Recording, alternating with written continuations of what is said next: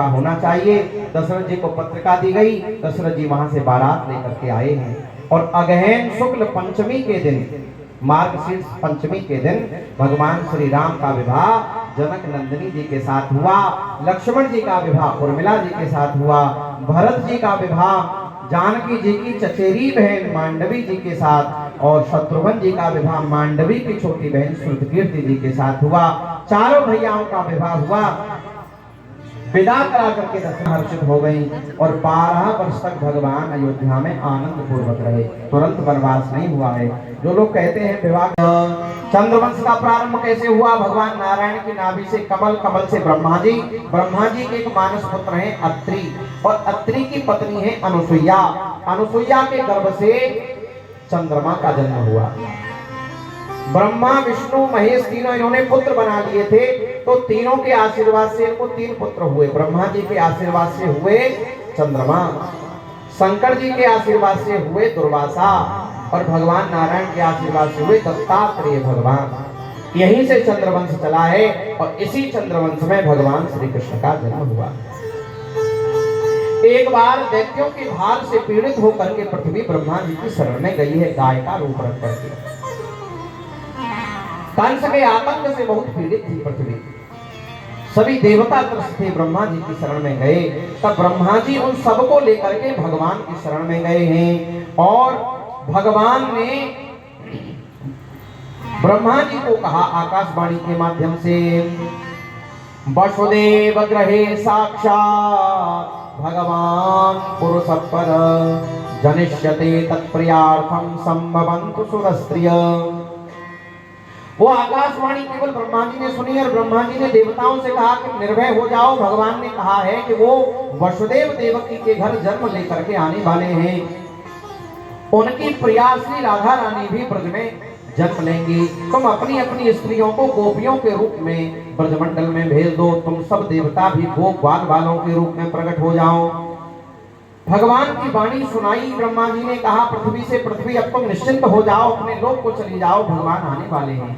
पृथ्वी मैया अपने लोक को आ गई, देवता अपने लोकों को चले गए और हम सब लोग तो मथुरा में बैठे ही हैं। यहाँ एक घटना हो गई थी उस समय। क्या घटना हुई? वसुदेव जी का विवाह देवकी से हो रहा है और विदाई नहीं होता। साधारण व्यक्ति तो कर्म बंधन में पड़ करके गर्भ में आता है, लेकिन भगवान स्वेच्छा से आते हैं। भगवान कर्म बंधन में पड़ करके नहीं आते। निज इच्छा निर्मित तनु माया गुण गोपाल, भगवान अपनी इच्छा से आते हैं और साधारण व्यक्ति की तरह भगवान गर्भ में नहीं आते। कैसे आते हैं भगवान? भगवान पहले वसुदेव जी के हृदय में प्रकट होते हैं और वसुदेव जी उनके स्वरूप का वर्णन देवकी को सुनाते हैं, तो देवकी के हृदय में भगवान प्रकट होते हैं। लेकिन योग माया ऐसा दिखा देती है कि देवकी गर्भवती। वास्तव में भगवान का गर्भवास नहीं होता है जैसे हम लोगों का गर्भवास होता है हृदय में। आज योग माया ने ऐसा दिखा दिया कि देवकी मैया अंतर्वती हो गई। अपूर्व तेज है देवकी मैया के चेहरे पर, पंच भयभीत होता है, इस बार मेरा शत्रु आने वाला है। देवकी मैया की स्तुति की है देवताओं ने। सा देवकी सर्व जगन निवास निवास भूतां नितरां नरेजे भोजेन्द्र गेहे शिखी वरुद्धा सरस्वती ज्ञान फले यथा सती। भगवान आए हैं देवकी और रोहिणी नक्षत्र आया और अष्टमी तिथि आई। रामावतार हुआ मध्याह्न में और भगवान के अवतार की बेला है रात्रि। भादों का महीना है, अष्टमी तिथि है, रोहिणी नक्षत्र है। प्रकृति की कैसी अनुपम शोभा है, सुखदेव जी वर्णन कर रहे हैं। आकाश में सभी ग्रह नक्षत्र शांत हो गए, आकाश निर्मल हो गया, दिशाएं प्रसन्न हो गई। नदियों ने अपना श्रृंगार, तरह तरह के कमल अपने आप प्रस्फुटित हो गए। ये नदियां जानते हो कौन लगती हैं भगवान की? नहीं जानते? लेकर के आए हो, भगवान बोले इसलिए लेकर के आया हूं कि यहाँ खतरा है कंस का। अरे मेरी सखियां चिढ़ाएंगी कि ये चतुर्भुज रूप से बालक प्रकट किया है देवकी ने। हथियार लेकर के आया है। ये शंख चक्र गदा पद्म हटाइए। भगवान ने शंख चक्र गदा पद्म हटा दिए। कहा अरे बालक जन्म लेता है तो दो भुजा वाला होता है, चार भुजा से नहीं पैदा होता। भगवान दो भुजा वाले हो गए। देवकी मैया कहती है 7 हाथ लंबा पैदा नहीं होता, छोटा सा बालक होता है। भगवान छोटे से हो गए। देवकी मैया कह रही है बालक जब होता है ना तो वो पीताम्बर पहन करके नहीं आता, तुम तो पीताम्बर पहन करके आए हो, दिगंबर हो जाओ। भगवान दिगंबर हो गए और जैसे ही देवकी मैया ने उस छोटे से बालक का दर्शन किया स्तब्ध हो गई। इससे पहले इतना सुंदर बालक मैंने कभी नहीं देखा। इतने चिकने हैं भगवान, इतने चिकने हैं कि देवकी मैया भगवान के गाल पर अपना प्रतिबिंब देख रही है। इतने सुंदर हैं, आप कल्पना करिए। करो ब्राह्मण बोले अब तो मुख से निकल गया, का आस्वादन करना चाहते हैं। और जो युवावस्था होती है ना वो श्रृंगार आस्वादन करने की है। वास्तव में वात्सल्य रस वृद्धावस्था में आस्वादन होता है, इसलिए दादा दादी ज्यादा लाड़ करते हैं। अवस्था में जब ज्यादा हो जाती है ना अवस्था तब उनको बच्चे बहुत अच्छे लगते हैं।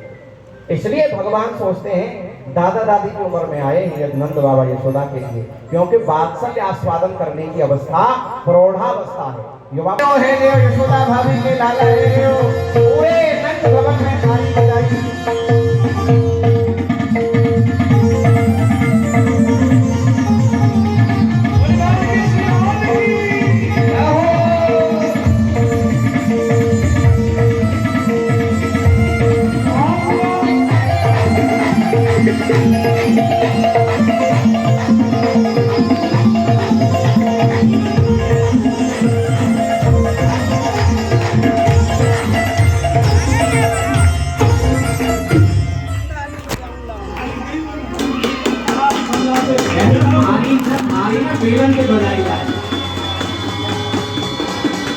अब महाराज सुनंदा बुआ थाली बजाने लगी, दौड़ी दौड़ी नंद बाबा के पास गई।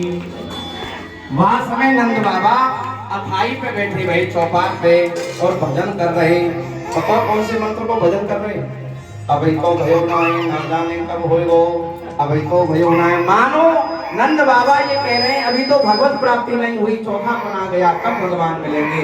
उसी समय सुनंदा बुआ कहती है भैया भाई हो। नंद बाबा बोले साची बताता भाई ऐसे ना बताऊंगी तो नेक देव तो बताऊं। नंद बाबा ने नेक दिया सुनंदा बुआ को और कहा अब तो बता।